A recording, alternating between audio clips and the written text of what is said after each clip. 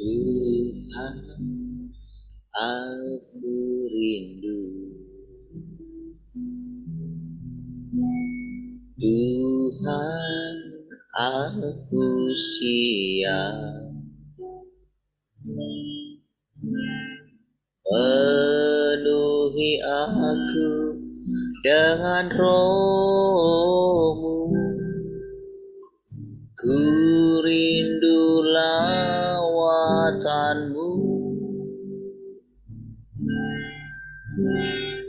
Tuhan, aku rindu. Tuhan, aku siap penuhi aku dengan roh-Mu. Ku rindu lawatan-Mu. Ku rindukan Kau hadir di sini saat ini, Tuhan. Ku rindukan Roh-Mu mengurapi saat ini, Yesus.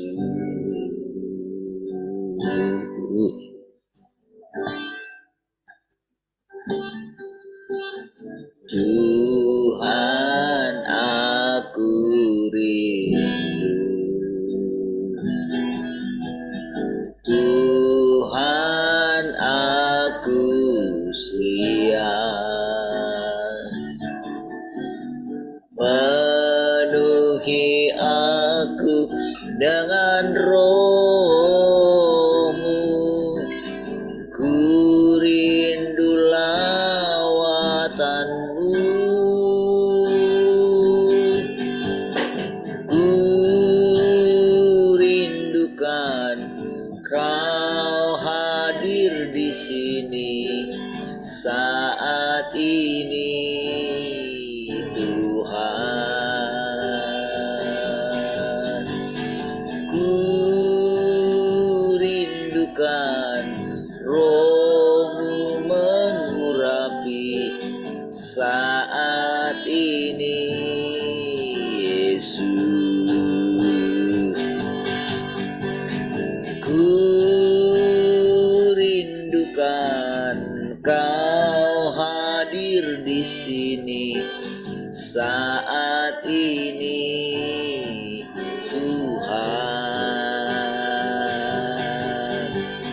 Ku rindukan Roh-Mu mengurapi saat ini, Yesus. Ku rindukan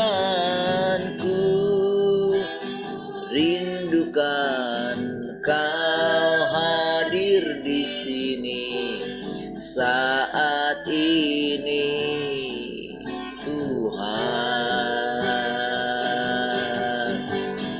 Ku rindukan Roh-Mu mengurapi saat ini.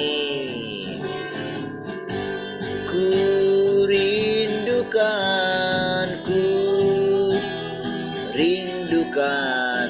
Kau hadir di sini saat ini, Tuhan.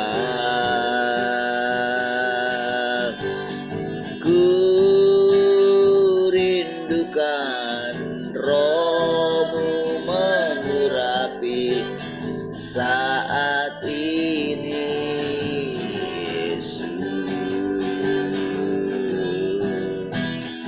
Saat ini, Yesus.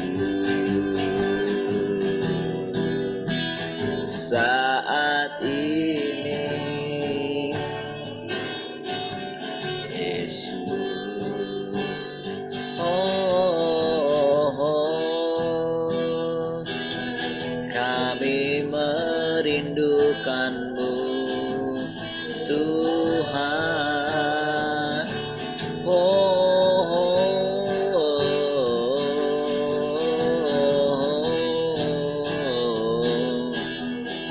Terima kasih buat anugerah-Mu.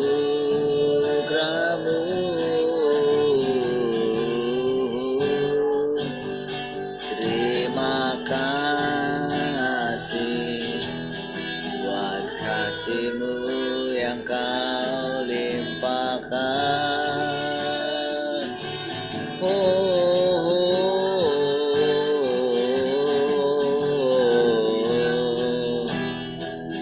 Dan pujilah Engkau Tuhan.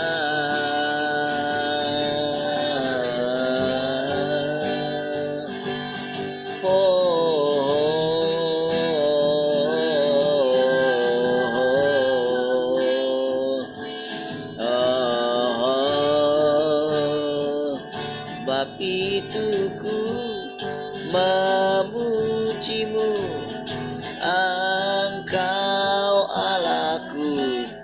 Mulutku kan selalu puji-Mu dan angkat tangan sembah-Mu, tinggikan nama-Mu Yesus, kemuliaan bagi-Mu.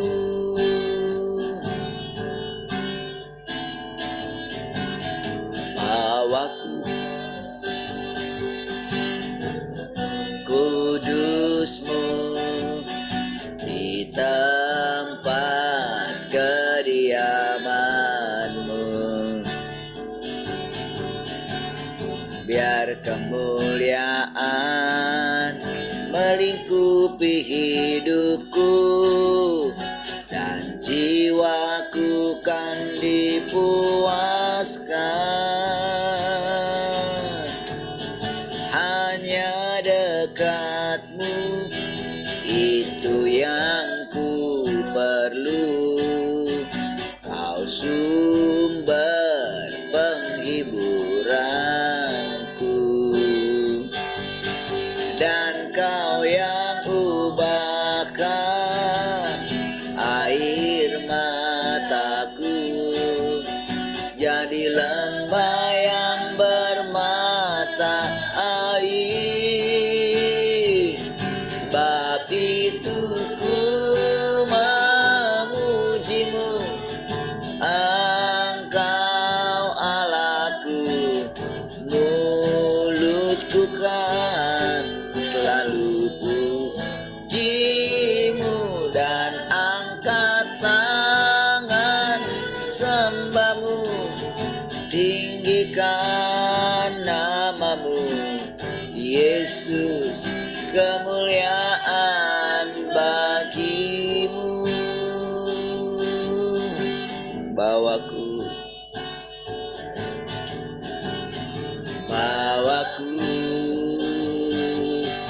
ke gunung kudus-Mu di tempat kediaman-Mu,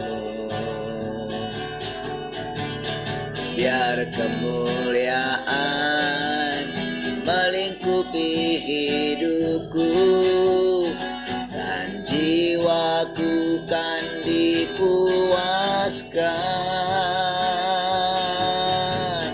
Hanya dekat-Mu itu yang ku perlu, Kau sumber penghiburanku,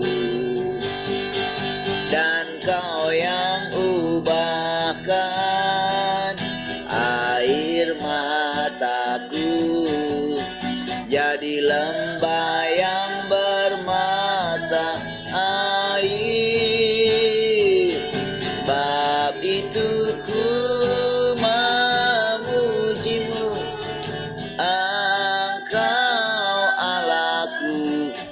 Mulutku kan selalu puji-Mu dan angkat tangan sembahmu, tinggikan namamu, Yesus, kemuliaan bagimu. Tiada yang dapat memisahkan aku dari kasih-Mu, Yesus, hanya dalam namamu ku temukan kuatku. Tiada yang dapat memisahkan aku dari kasih-Mu, Yesus, hanya dalam namamu ku temukan kuatku.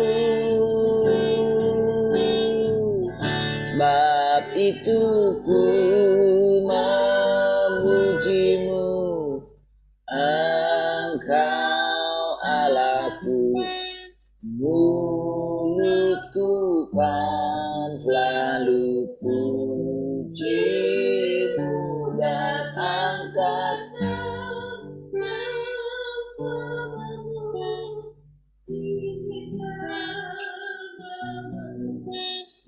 Yesus, kemuliaan bagimu, Yesus, kemuliaan bagimu, Yesus, kemuliaan bagimu.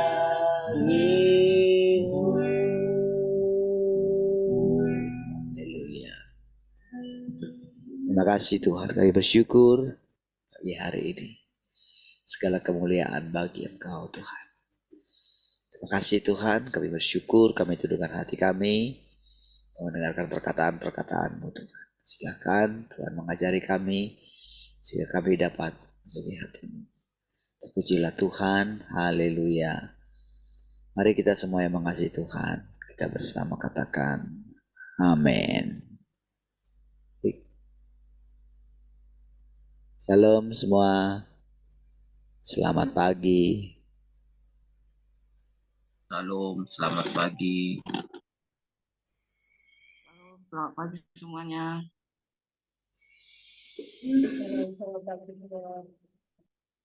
Baik, puji Tuhan. Ada yang mau sharing pagi ini?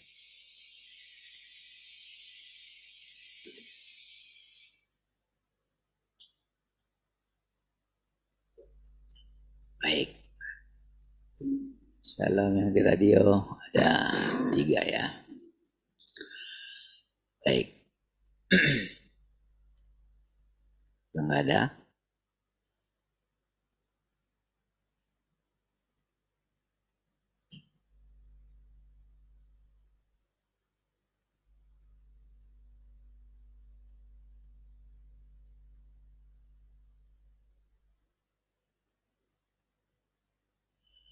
Oke.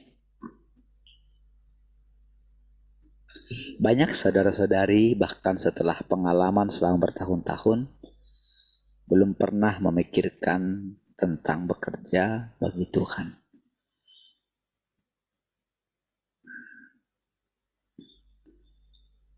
Karena pekerjaan yang dibayangkan manusia tidak sesuai dengan apa yang Tuhan minta. Oleh karena itu manusia tidak tertarik sama sekali dengan masalah pekerjaan. Dan inilah justru alasan mengapa jalan masuk manusia juga sangat sepihak. Engkau semua harus memulai jalan masukmu dengan bekerja bagi Tuhan. Sehingga engkau semua dapat mengalami semua aspek pengalaman dengan lebih baik. Justru itulah jalan masuknya ya. Inilah yang harus engkau masuki. Ya. Tadi yang dimasuki itu adalah bekerja bagi Tuhan gitu. Pertama-tama saudara kan bekerja bagi Tuhan itu mengetahui apa yang Tuhan minta gitu. Nah, karena tidak mengetahui apa yang Tuhan minta, itu yang membuat jadi tidak jadi sepihak, jalan masuknya itu sepihak, sehingga pasti saudara kalau sepihak itu pasti akan apa? Karena kan jalannya dia kan, bukannya jalannya Tuhan gitu, jalannya orang itu. Pasti akan monoton gitu. Itu yang akan membuat membosankan gitu. Itu yang membuat tidak tertarik gitu. Tidak ada sesuatu yang menarik daripada jalan Tuhan itu. Jadi kalau sudah sampai di tahap itu kan, bagaimana mau memasukinya? Bagaimana mau mengalami Tuhan itu yang sesungguhnya? Kan jalan manusia pasti kan sudah monoton. Itu saja kan. Lagian kan sudah ada takdirnya gitu. Kan itu ceritanya kan. Dia kan terus akan di situ saja gitu. Ada banyak hal yang tidak diketahui di dalam dirinya, yang tidak diketahui dia. Kenapa begini? Kenapa begitu? Kan manusia ini kan, kalau kita lihat sejarahnya lah, sejarah daripada manusia ya. Kan kalau sejarah manusia kan itu sejarah kita juga kan. Jadi orang ya sibuk tak menentu lah. Dari dulu, dari sejak lahir gitu. Besar, ya sekolah lihat kualitas sekolah kan. Mau dibuat bagaimanapun tetap monoton jadinya.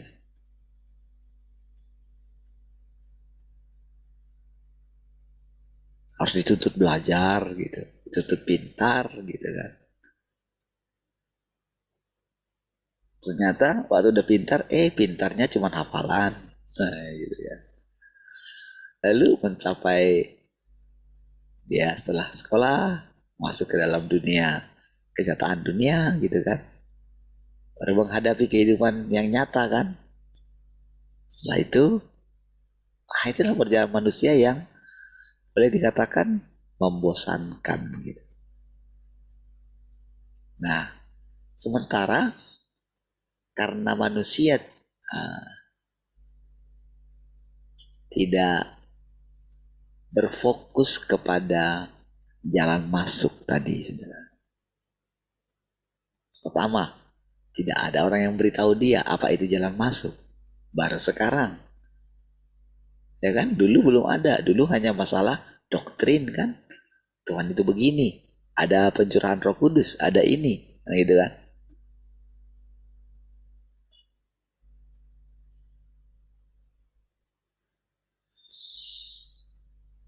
Jadi apalagi yang beritakan jalan masuk ini adalah Tuhan yang berinkarnasi. Apa pula itu Tuhan yang berinkarnasi? Ya kan? Tuhan sudah datang kedua. Bayangan mereka Tuhan yang datang kedua itu, yang kedua kali itu sama seperti yang dinantikan oleh bangsa Israel, gitu kan? Kan kita kan masuk ke dalam satu manusia atau orang-orang Kristen yang menantikan kedatangan Tuhan yang kedua kali kan sudah banyak juga yang meninggal kan, yang merindukan pengangkatan gitu kan, sampai matinya kan tidak terangkat kan. Ada yang tahu teorinya, oh kalau mau terangkat itu kayak gini, nggak terangkat juga. Ada yang lebih konyol lagi, dengan iman pasti terangkat lah hidupnya, tidak dipenuhi dengan firman, tidak punya persekutuan dengan Tuhan. Kok bisa menganggap dia itu terangkat gitu loh.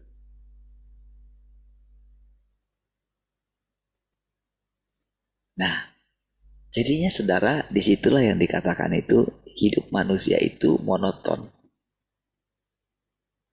Jadi jalan masuk manusia itu sepihak gitu, hanya dari dirinya sendiri gitu.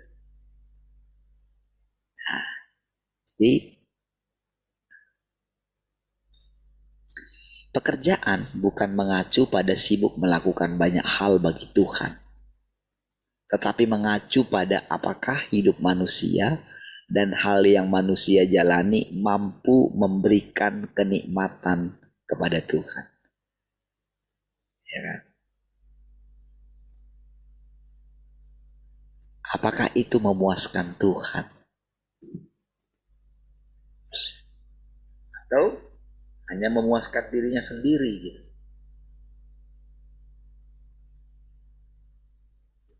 Dari pihak Tuhan, saudara,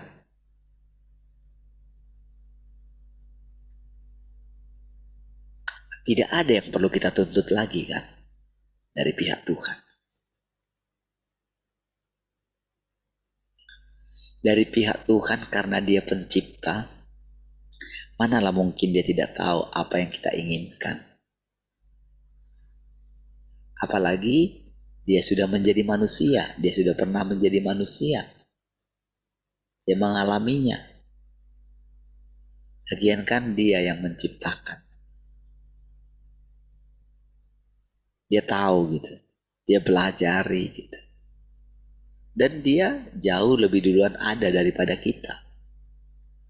Sebelum ada manusia, sudah ada dia ciptakan makhluk-makhluk. Ketika dia menciptakan binatang, binatang-binatang juga kan menjadi kesukaan bagi dia. Dan dia tahu apa yang disukai oleh binatang itu gitu. Ya kan? Cobalah saudara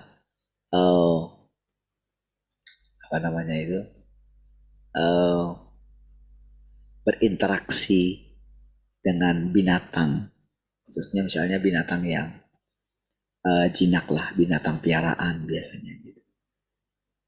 Saking seringnya seseorang berinteraksi dengan binatang itu, maka dia pastikan akan tahu apa yang disukai oleh binatang itu, dan binatang itu pun tahu kan apa yang menjadi kesukaan tuannya. Nah, jadi saudara, dari pihak Tuhan tentu kita tidak bisa tuntut dia gitu. Sementara dari pihak kita, itu kan kita baru berapa tahun umur kita. Kita pun baru mendengarkan berita ini kalau ternyata Tuhan itu punya sesuatu yang harus dipuaskan gitu. Selama ini kan kita berpikir, oh Tuhan itu kan sudah puas dia, sudah bahagia dia sudah punya segalanya, kan gitu kan, dia pencipta. Bukankah dia bisa mengatakan, hai jiwaku tenanglah engkau, puaslah engkau? Bukankah dia bisa mengatakan seperti itu? Tapi ternyata dengan kebenaran ini, dengan firman ini, kita itu mengetahui satu kebenaran. Ternyata dia menginginkan manusia itu supaya dapat memuaskan hatinya gitu. Nah, itu kebenaran kan yang baru kita ketahui. Selama ini kita tidak begitu pikirkan. Yang kita pikirkan kan hanya diri kita sendiri. Yang kita pikirkan kan bagaimana supaya kita itu bahagia kan. Bukankah begitu?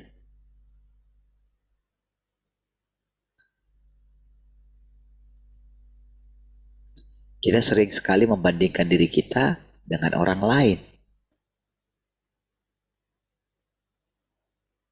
Oh, hidup mereka lebih enak dari saya. Seandainya Tuhan dulu membuat saya tinggal atau hidup di keluarga yang kaya gitu. Di keluarga yang bahagia gitu. Manusia kan selalu menuntut kan. Makanya ketika mereka berjumpa dengan Tuhan, Tuhan menjawab doa mereka. Wah, mereka itu akan setia melayani Tuhan yang seperti itu.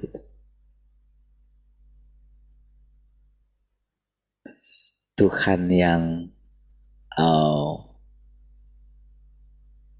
yang lain dari itu, Tuhan yang mengatakan engkau mesti pikul salibmu, mereka setengah hati mengikuti Tuhan yang seperti itu.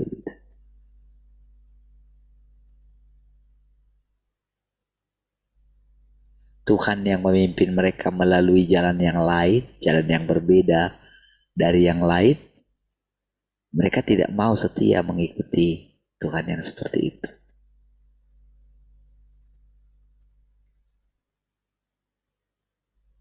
Ketika saudara kita itu duduk di kaki Tuhan, mendengarkan Dia, benar-benar fokus mendengarkan Dia, gitu. Saudara, dengan adanya orang yang mendengarkan Dia, itu sudah jalan masuk kecil gitu, untuk kita mulai mengerti apa yang menjadi maksudnya Dia gitu. Jadi itu namanya sudah memuaskan Tuhan, walaupun hanya sedikit saja gitu. Itu sudah menjadi pintu masuk bagi Tuhan gitu, untuk masuk ke dalam kehidupan kita gitu.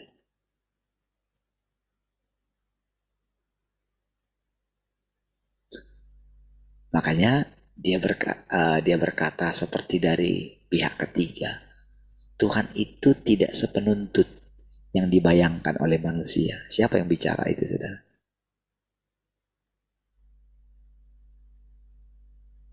Dulu saudara ada pelajaran kan, kalimat langsung dan kalimat tidak langsung. Kemarin ketika anak saya ini ingatkan lagi, bisa nggak di autobiografi itu pakai kalimat langsung? Oh nggak bisa. Itu harus kalimat tidak langsung gitu. Waktu saya bilang kayak gitu, saya jadi ingat gitu. Dulu saya pusing sekali mikirin kalimat langsung, kalimat tidak langsung gitu. Dulu waktu sekolah gitu. Tapi setelah ditanya di ini sama anak saya, diingatkan, oh gampang sekali ternyata kalimat membedakan kalimat langsung dengan kalimat tidak langsung ya. Dulu saya pakai teori gitu. Kalimat langsung adalah yang diucapkan pihak ketiga ulah-ulah gitu ya. Dulu gitu. Ketika masih sekolah gitu. Nah, jadi ketika dikatakan dalam firman ini, Tuhan itu tidak sepenuntut yang manusia bayangkan. Sebetulnya yang bicara itu adalah Tuhan itu sendiri, tapi melalui pihak ketiga. Pihak ketiga itu, nah itulah orangnya yang kita kenal sebagai Tuhan yang Maha Kuasa itu, saudara. Nah, jadi saudara, ketika kita mulai menjalani kehidupan seperti ini, saudara ya, ketika saya memperkenalkan cara dengan berani memperkenalkan model bicara seperti ini, saudara. Lama kelamaan kan Tuhan itu jadi punya jalan masuk ke dalam kehidupan kita ini, ke dalam komunitas kita ini gitu, saudara. Kan semua kita ini kan nggak berani lagi, sudah mulai, atau bukan nggak berani bahasanya ya, sudah mulai tidak berani mengatur Tuhan kan. Kita mulai mengikuti ritmenya gitu, supaya kita ngerti jalan masuk itu sedikit ya. Dulu kan yang kita ngerti jalan masuk itu kan, yang kita kenal gini, bagaimana memasuki hadirat Tuhan, bagaimana memasuki tahtanya, kan gitu kan dulu dalam konsep kita. Jadi kita bayangkan Tuhan itu ada dalam satu tempat gitu. Ku masuk ruang maha kudus. Kan dengar konsep gitu. Pokoknya ada pagelaran-pagelaran apa gitu.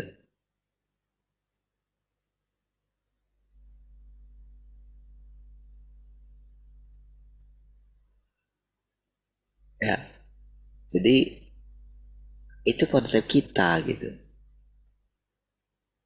Makanya kan ketika Tuhan bilang, kemana aku pergi, kamu tahu jalan ke situ katanya gitu. Gimana coba itu? Tentulah kalau kita hidup di zaman itu, ketika kita bayangkan kita jadi murid Tuhan pada waktu itu ya,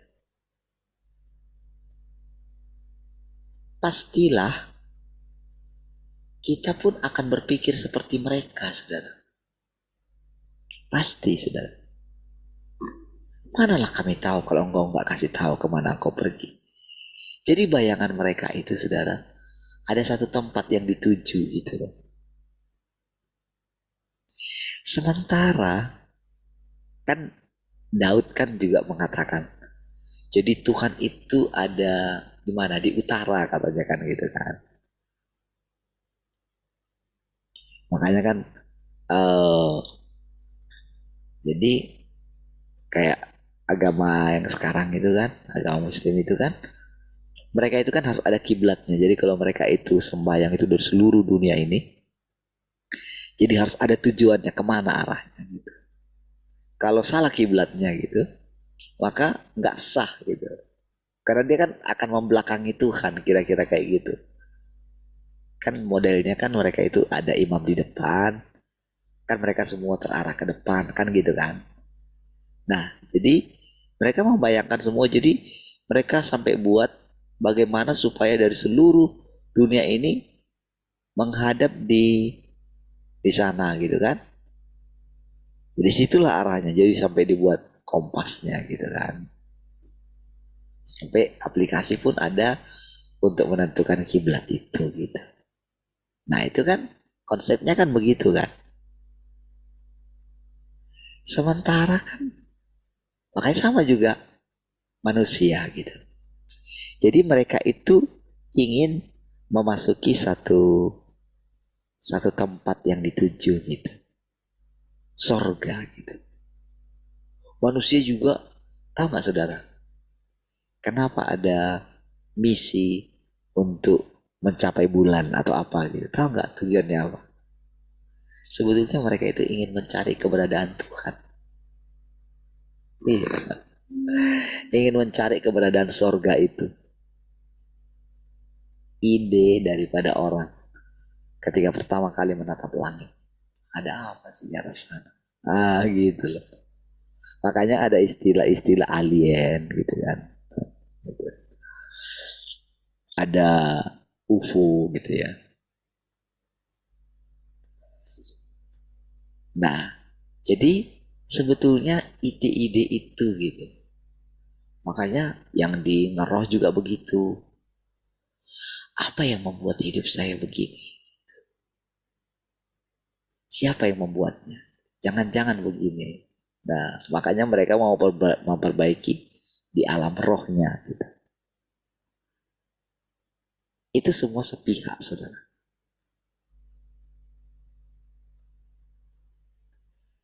Nah, ketika dulu kita mengetahui itu semua, maka perlahan-lahan, saudara, Tuhan itu membongkar semua itu. Tentu ketika dia membongkarnya itu, kadang ada dia yang dijungkir balikkan gitu ya. Tapi ketika kita melihat sekarang Tuhan bekerja itu, yang tadinya rasanya kita dijungkir balikkan gitu. Tapi belakangan kita mulai melihat betapa indahnya jalan masuknya Tuhan ke dalam diri kita. Dia nggak paksa kita. Karena memang, ya betul juga dia nggak akan paksa kita. Pernahkah ada orang yang menginginkan cinta itu dengan memaksa pasangannya gitu? Apakah itu memuaskan gitu? Tidak kan? Harus dia itu kan benar-benar orang itu mencintai dirinya benar-benar dari dalam kan, bukan karena pemberian-pemberian kan. Kan itu kan cinta yang sejati kan. Sama seperti Tuhan juga begitu. Makanya dia harus berkata, Tuhan tidak sepenuntut yang manusia bayangkan. Makanya yang dia harapkan dari iman kita itu justru iman sebesar biji sesawi saja gitu. Tapi bukan berarti itu nggak besar. Itu sangat besar.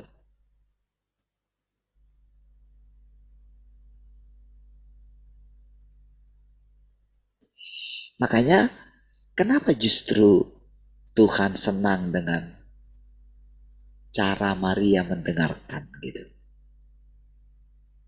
Sementara Marta itu sibuk bekerja. Sibuk buat makanan gitu. Yang dipikirkan adalah makanan kesukaan. Oh, kalau aku masak ini dengan rasanya yang begini-begini. Wah, biasanya kan orang suka makanan yang ini gitu. Kan gitu kan.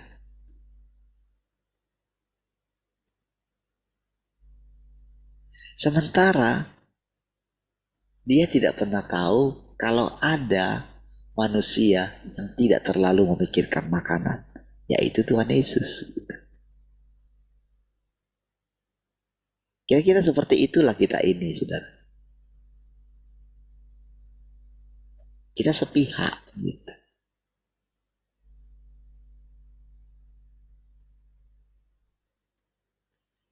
Makanya disitulah terjadi, saudara, bagaimana kehampaan kepada orang-orang yang bekerja giat untuk Tuhan gitu.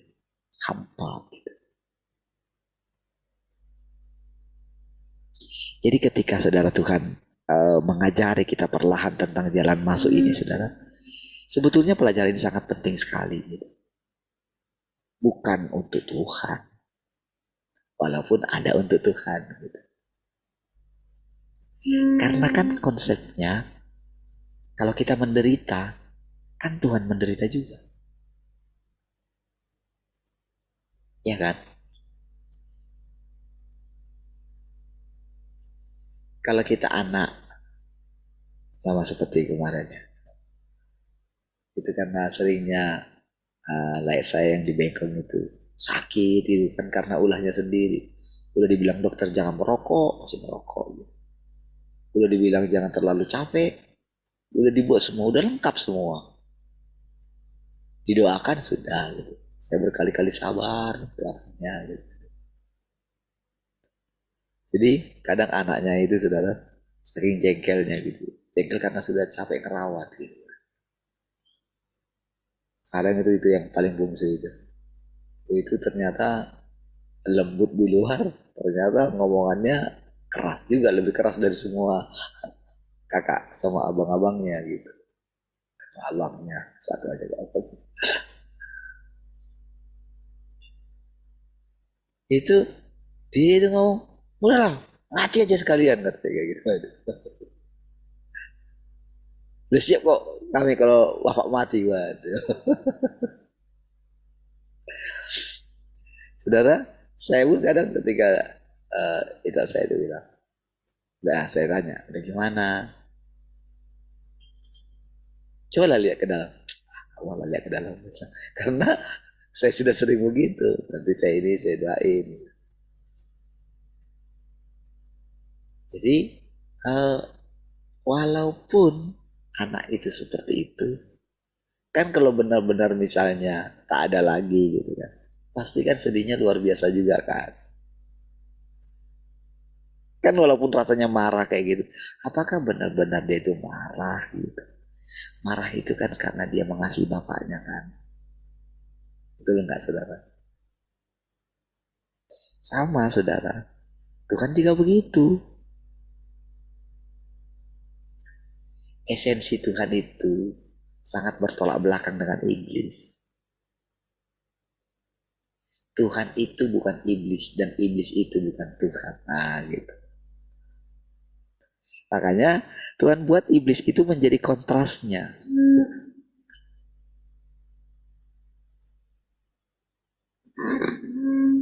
Nah, jadi dari situ saudara perlahan-lahan kita itu mulai mengenal Tuhan. Jadi dengan kita mendengarkan, dengan kita percaya kalau yang berbicara kepada kita itu adalah Tuhan. Tahu gak saudara? Itulah pintu masuk.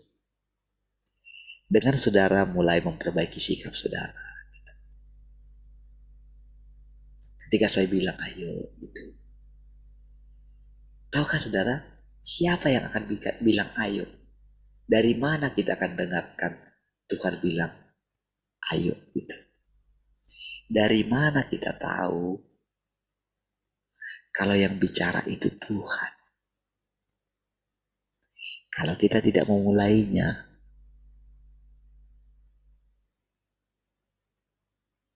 jadi kalau saudara sudah mulai dengan menerima kebenaran ini sedikit demi sedikit, maka saudara akan ngerti apa itu jalan masuk. Saya bisa mengatakan ini karena apa? Tuhan memberikan jalannya kepada saya gitu. Kan mana bisa saya atur hidup saya? Apakah saya yang menentukan, oh nanti saya akan full timer tahun sekian gitu. Apakah pernah ada itu terpikir dalam hidup saya? Kan gak pernah ada. Apakah pernah saya pikir, oh nanti saya akan jadi gembala gitu? Gak pernah.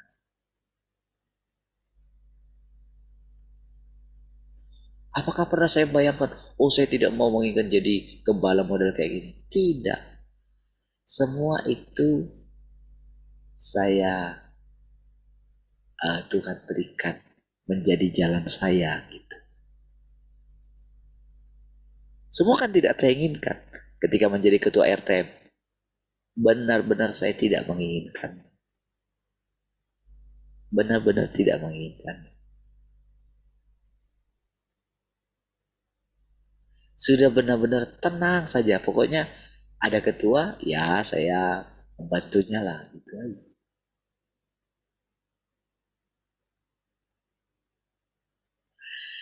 Tapi ketika sudah harus jadi terpilih gitu, gimana? Disitulah urapan Tuhan turun. Coba lihat itunya.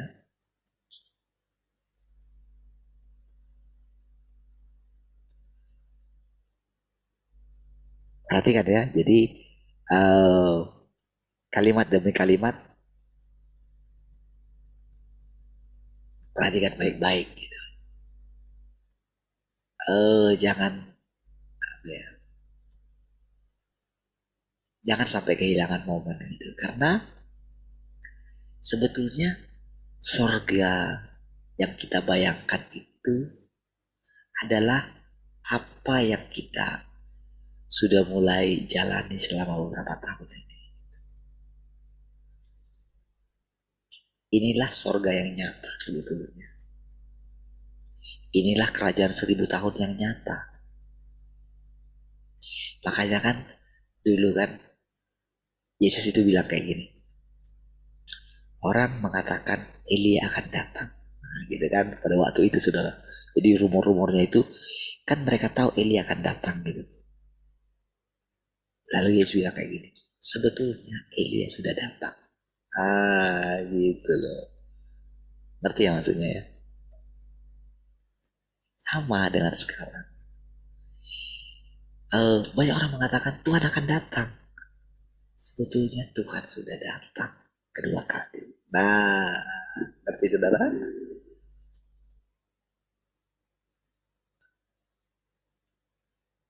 Iya.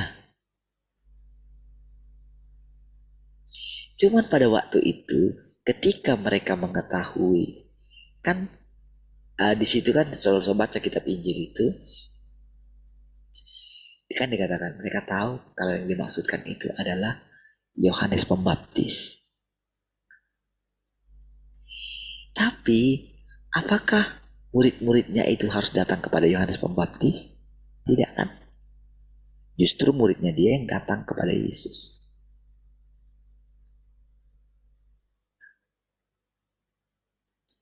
Setelah mereka datang kepada Yesus pun, coba lihatlah, cobalah bayangkan.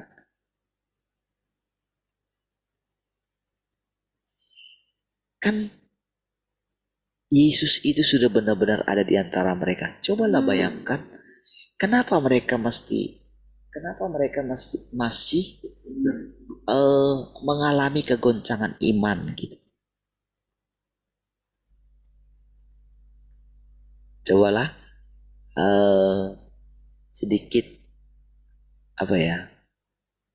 memahami tentang kehidupan yang dialami oleh para murid-murid Tuhan pada waktu itu gitu. Kenapa masih goncang iman mereka gitu? Kenapa mereka memperebutkan masalah siapa orang penting, orang terbesar di antara mereka?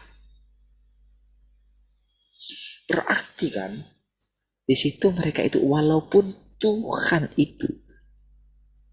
Jadi jangan saudara berpikir kalau mereka itu lebih baik daripada kita gitu. Sekarang ini loh kita benar-benar percaya kalau itu adalah Tuhan Yesus, adalah Mesias itu. Sekarang ini loh. Jadi jangan kita berpikir, wah enak kali Tuhan, murid-murid itu sudah bersama-sama dengan Tuhan Yesus gitu. Enak sekali. Tapi buktinya mereka tidak benar-benar kok mengasihi Tuhan Yesus. Padahal Tuhan itu sudah benar-benar loh bersama dengan mereka. Jadi kita loh jadi kepercayaan kita sekarang itu jauh lebih baik sebetulnya gitu loh. Tapi karena kita tidak melihat langsung loh, tidak hidup bersama dengan Tuhan Yesus itu secara manusia loh. Jadi jangan berpikir, wow mereka itu gimana mereka nggak percaya. Kita ini kan tak pernah hidup bersama dengan Tuhan Yesus. Tak pernah.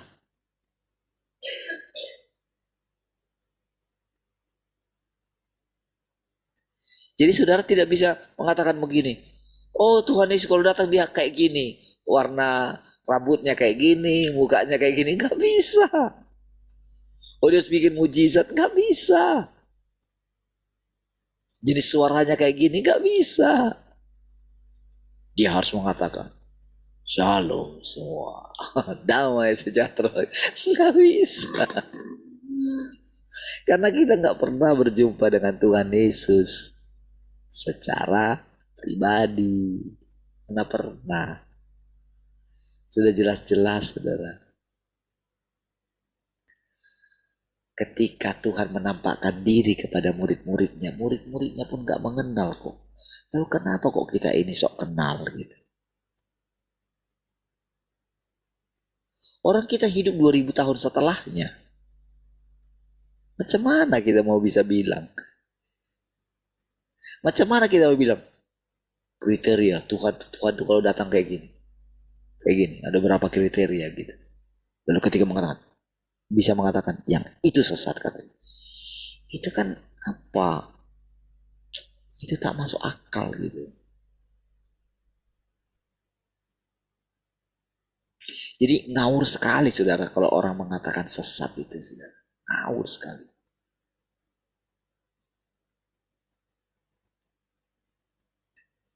Jadi seandainya mereka memiliki hati yang mencari kebenaran saudara, tentu akan menghargai setiap perkataan daripada firman Tuhan ini.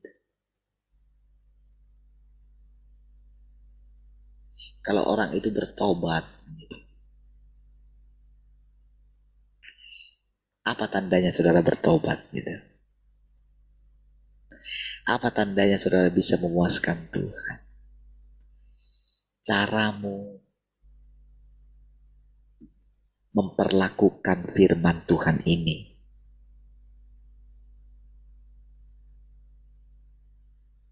Kalau engkau anggap ya sama aja dengan yang lain, maka engkau gak mengerti, gak bakalan bisa memiliki jalan masuk. Gak bakalan. Sampai kapanpun seumur hidupmu, sampai nanti mau berapa kali engkau hidup, engkau dihidupkan kembali, engkau tidak akan pernah memahami apa itu sorga, apa itu tempat tinggal Tuhan, apa itu rumah Bapa. Gak bakalan. Tapi kalau dari sekarang engkau mulai menyadarinya, engkau mulai berdoa dari hatimu yang paling dalam gitu. Engkau minta Roh Kudus, minta tolong sama Roh Kudus, barulah engkau memasuki perlahan. Tapi walaupun engkau sudah memasukinya, karena banyaknya konsep di dalam pikiran kita yang tidak kita tahu, saudara. Ada banyak konsep, ada banyak pikiran-pikiran di dalam pikiran kita ini tersimpan dia gitu loh. Kita nggak tahu cara mengeluarkan itu, saudara. Karena sudah tersimpan dalam memori kita ini. Belum lagi, kan di dalam kita ini kan ada DNA daripada nenek moyang kita gitu loh. Ini terekam dalam alam bawah sadar ini, saudara. Terekam dia semua. Jadi waktu kita mendengarkan ini, tahukah saudara, sebetulnya kita tidak tahu siapa kita ini gitu loh. Kita hanya tahu diri kita ini semenjak kita itu mulai mengenal kehidupan.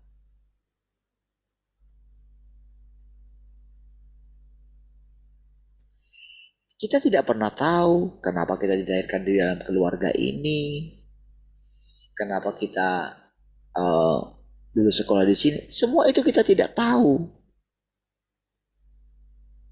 Kenapa kita harus mendengar masuk menjadi orang Kristen lah, kita memasuki gerakan karismatik lah. Enggak, itu semua kita tidak tahu.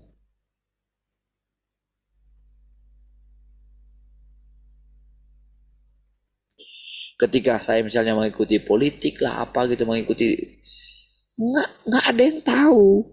Saya nggak tahu. Saya hanya menjalani kehidupan saya.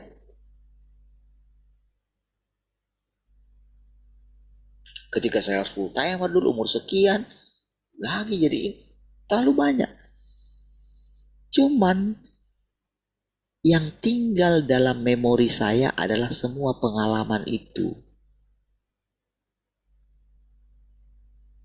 Dan lahirlah dalam pikiran saya, oh yang ini baik, yang ini tidak baik. Tapi semua itu belum benar menurut konsep Tuhan. Jadi coba bayangkan, saudara. Bayangkan bagaimana proses terciptanya sejarah manusia. Sejarah saudara sendiri. Coba bayangkan. Betapa rumitnya hidup saudara. Ya kan? Semua yang carut marut itu dalam hidup kita gitu. Kita bekerja di sini, kita tinggal di sini, pindah ke sini, pindah ke sini, pindah ke sini gitu kan. Coba lihat. Itu kan sejarah kita. Itu autobiografi kita gitu.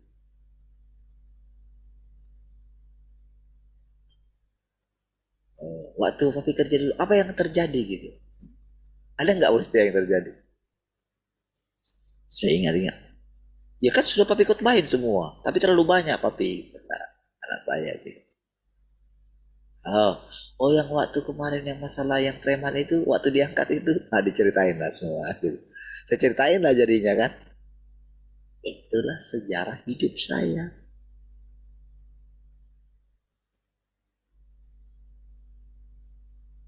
Kenapa saya mengalami itu semua? Apakah saya bisa ngatur semua itu? Tidak kan? Ada yang ngatur gitu. Ada yang sudah tentukan gitu. Ada nasib manusia. Ada takdir manusia. Oh takdir gak ada katanya. Semua itu masalah apa yang kita jalankan. Jalanilah. Wah, kalau orang tidak menerima takdirnya, saudara ya, orang itu akan capek dalam hidupnya. Iya. Mengapa aku kayak gini? Mengapa hidupku kayak gini? Itu paling capek, saudara itu. Makanya saudara, ketika kita kan membawa kita kepada jalan masuk ini, saudara ya. Ketika Tuhan bawa kita ke sini, saudara ya, maka saya sengaja perlahan gitu ya, mencoba membiarkan Tuhan sendiri yang ngajari kita gitu ya. Ini benar-benar saudara fresh bagi kita. Oh, saya tidak pernah terpikir mau bicarakan seperti ini, yang seperti tadi semua. Enggak. Saya hanya bicara saja. Walaupun saya kadang-kadang temukan, saya sulit menemukan kata-kata yang tepat gitu. Makanya kadang saya nunggu gitu. Tapi sekarang ini makin lama, makin cepat gitu. Jadi kata-katanya itu jadi mudah saya komunikasikan sama saudara. Saya jadi ingat kemarin ketika saya ngajarin anak-anak di youth itu ya. Ngerti nggak tadi kata-kata ini? Ngerti nggak apa itu energi? Nah, energi positif, energi negatif. Nah, ngerti nggak? Saya tanya, semuanya satu-satu. Banyak nggak ngerti. Lalu saya terangkan. Nah, saudara, kan tingkat kalau misalnya saya ini ahli bahasa, gitu. Saya ngerti bahasa baik. Kalau pendengar saya tingkat pendidikannya tidak tinggi-tinggi, kan nggak ada gunanya kan? Nggak ada gunanya kan semua pengetahuan saya misalnya tentang bahasa ininya, bahasa Ibraninya begini dulu. Itu kan nggak ada gunanya. Bagi orang yang ya sudahlah, yang penting dengarkan firman Tuhan gitu kan. Kadang-kadang kan apa yang saya ucapkan itu kadang-kadang kan belum saudara tentu mengerti gitu kan. Padahal dari saudara memahami kata per kata, dari situlah saudara mulai mengerti jalan masuknya gitu. Misalnya kata jalan masuk ini kan masih baru sama kita. Pekerjaan Tuhan pun masih baru. Makanya kan konsep orang, namanya melayani Tuhan, berdiri di mimbar. Melayani Tuhan, melayani panti asuhan. Buka panti asuhan.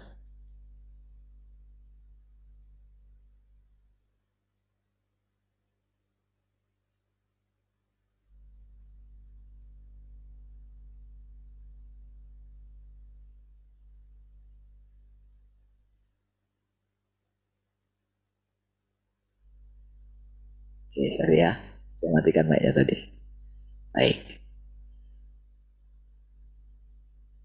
Oke, masih ada waktu ya? Baik. Gitu kan, saudara. Jadi, saya sengaja pelan-pelan, saudara ya. Karena saudara mesti mengerti posisi saya. Kan saya seperti terbagi lah gitu.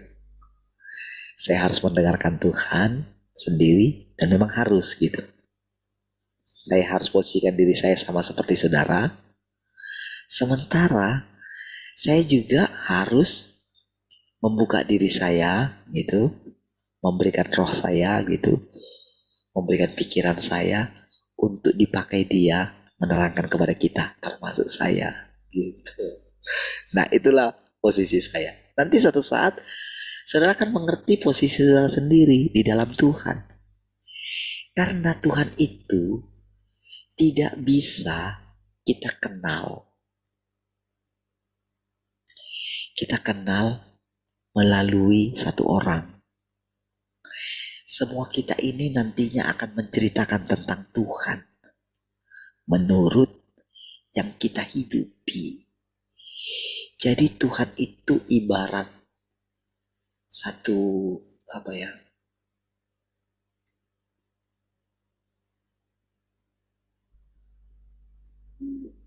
satu sejarah yang panjang dari semua. Jadi Tuhan itu adalah, kalau kita mau melihat segala kesempurnaan Tuhan itu adalah yang kita alami semua ini. Gitu loh. Jadi walaupun misalnya hikmat saya menceritakan tentang Tuhan, semua yang saya alami, itu belumlah Tuhan itu sendiri. Tapi tetap boleh dikatakan itu adalah Tuhan. Makanya saudara, yang benar itu kita bersekutu.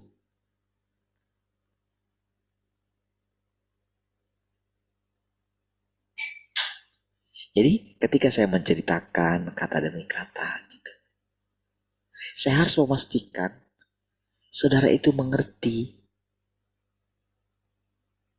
Dari yang saya ceritakan itu saudara bisa membayangkan apa yang saya alami gitu.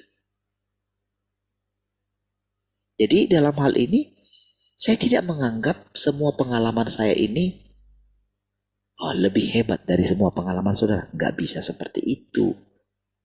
Gak bisa. Itu bukan Tuhan. Tuhan itu rendah hati. Makanya Tuhan Yesus itu datang setiap pagi. Gak peduli murid-muridnya itu gak ada yang bangun, gak peduli dia. Kan jengkel juga kan.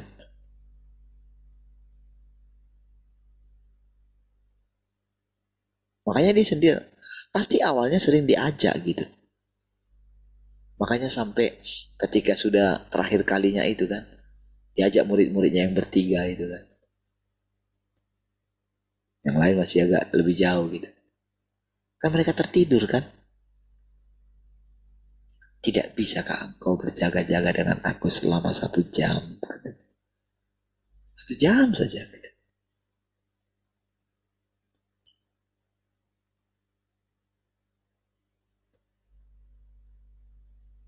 Jadi sudah sering begitu saudara, murid-muridnya. Tapi saudara, Yesus itu nggak ada gunanya lagi dia marah-marahin murid-muridnya. Makanya ketika sampai 3 kali gitu masih ketidur gitu, maka itu bilang, udahlah tidurlah katanya. Setelah itu, ayo dia sudah karena yang menangkap aku sudah datang katanya gitu. Jadi boleh lihat saudara keadaan itu ya. Yesus menjalani kehidupan yang ditakdirkan bagi dia. Ngerti maksudnya? Makanya selalu dia bilang, aku bukan dari dunia ini. Dia gak selalu begini, kenapa sih aku lain itu? Enggak. Kenapa sih aku ini lain? Enggak. Oh dia enggak seperti Musa gitu. Oh Musa itu bertekad terus sama Tuhan kan yang waktu awal-awal itu kan. Enggak biar bangku aja. Makanya sampai Tuhan itu marah. Ya udahlah, oke lah, kamu sekarang jadi Tuhan lah. Nanti si Harun itu jadi nabimu lah, katanya kayak gitu kan. Itu karena ngeyelnya dia Musa gitu. Tapi kenapa Tuhan tidak kenapa Tuhan tidak pilih yang lain? Ya memang nggak ada yang lain gitu. Kalau sudah Tuhan pilih sudah itu aja gitu loh.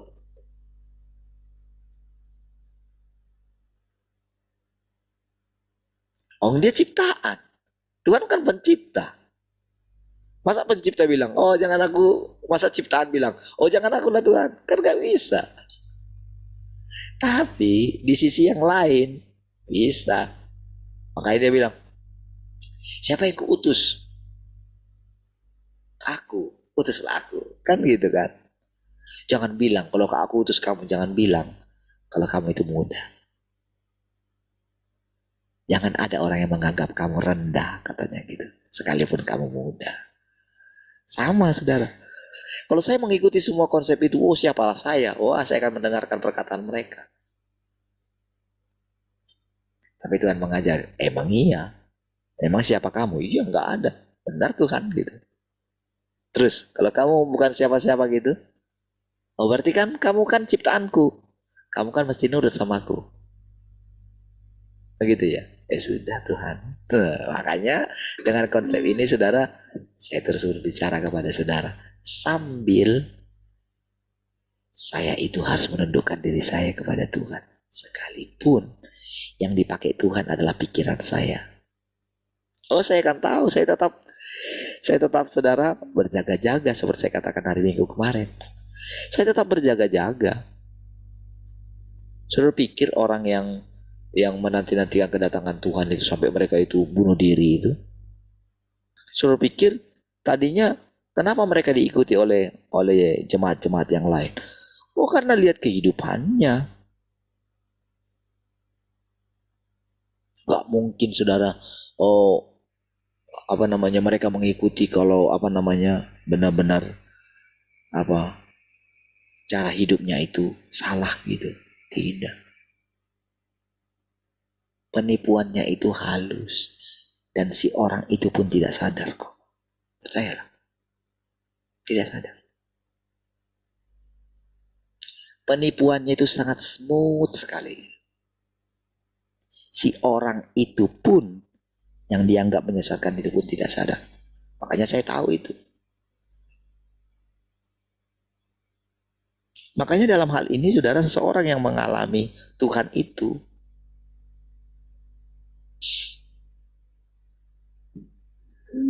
makanya guru kita ketika dia bilang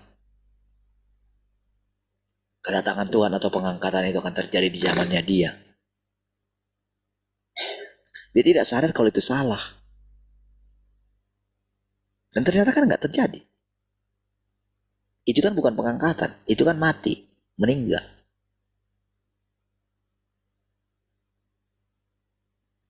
Tapi kita bisa membuat itu menjadi seperti yang kita bayangkan. Itulah konsep.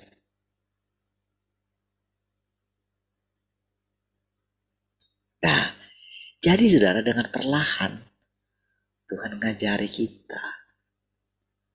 Jadi saudara mesti saya pastikan mengerti.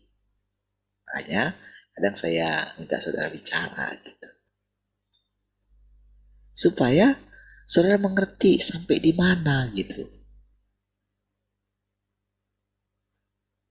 Makanya saudara kalau saudara perhatikan ya, cara Tuhan ngajar kita itu ya. Itu sebetulnya sudah, kalau menurut saya saudara sudah tinggi sekali. Karena kan diam-diam kan saya mempelajari orang-orang gitu. Bukan hanya dari kalangan pendeta, itu dari kalangan ustadz atau apa, saya coba pelajari loh. Sampai di mana sebetulnya pemahaman mereka. Baik dari kalangan ahli hukum lah, ini lagi. Itu sampai saya bisa ini gitu. Saya bisa compare dengan firman Tuhan ini.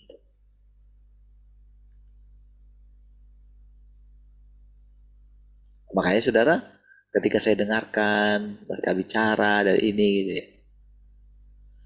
Kadang-kadang saya perhatikan konsep mereka bicara kadang-kadang jauh lebih tinggi gitu daripada pendeta-pendeta gitu. Pendeta itu aja dari dulu. Ngomong Tritunggal aja gitu terus gitu. Orang ini keselamatan yang benar lagi. Aduh. Tapi gak pernah berubah loh konsepnya itu gitu. Itu aja dari dulu gitu. Kan kuno sekali gitu. Hari gini gitu masih kayak gitu bicaranya gitu. Sampai lah. Hari gini masih takut akan kehidupan ini gitu. Masih takut akan sakit penyakit gitu hari ini gitu. Dalam zaman lah gitu. Sementara orang-orang di luar, mereka sudah tidak takut mati. Karena mereka pikir semua akan mati kok.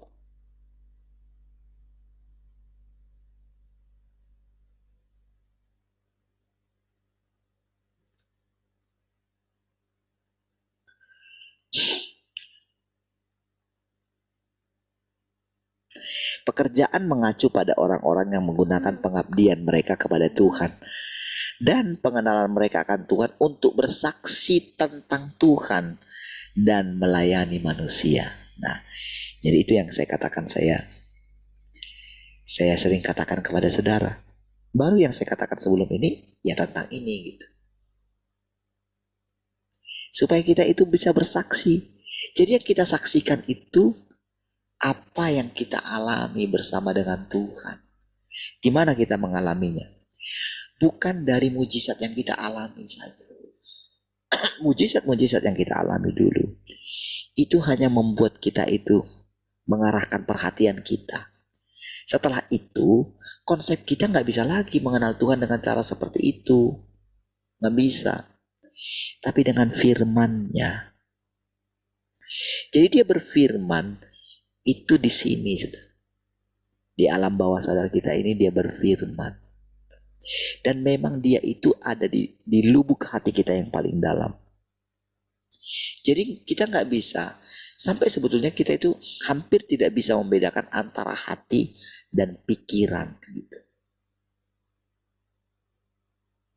Kalau kita mengatakan hati apa namanya, spare partnya hati itu apa yang membuat, kan kita nggak bisa menjelaskan perasaan yang timbul dalam hati kita kan nggak bisa. Makanya dikatakan hati manusia itu licik. Jadi di dalam konsep itulah, dalam konsep kita berpikir inilah, disitulah dia berfirman. Jadi waktu yang kita pikirkan itu ketika kita mengikutinya, oh begitu, disitulah baru kita bisa menjelaskan kenapa hati kita begini, kenapa hati kita begitu. Disitulah kita menemukan jalan masuk. Kita mengerti apa artinya disempurnakan oleh Tuhan. Kita mengerti apa artinya dimurnikan oleh Tuhan. Kalau tidak, sampai kapanpun kita nggak mengerti. Mau berapa puluh kali kita hidup kembali gitu. Kita sudah mati misalnya, hidup lagi di dalam tubuh kita gitu, tubuh yang lain lagi gitu. Nggak bakalan mengenal Tuhan. Makanya begitu kita ini menemukan kebenaran, nenek moyang kita itu bersuka cita melihat hari kita. Gitu loh. Makanya guru-guru kita, siapapun gitu, bersuka cita melihat hari kita. Oh, dia nggak melihat si Parlin ini, bukan. Yang mereka lihat adalah apa dulu yang pernah mereka hidupi bersama dengan Tuhan mereka. Sama kan dengan Tuhan kita gitu kan. Tapi karena di zaman mereka, makanya kita mengatakan Tuhan mereka. Disitulah baru mereka bisa mendengarkan Tuhan yang datang kedua kali itu mengajari mereka. Dari situlah mereka lihat. Karena Tuhan yang datang kedua kali itu adalah manusia yang hidup. Bukan manusia yang mati.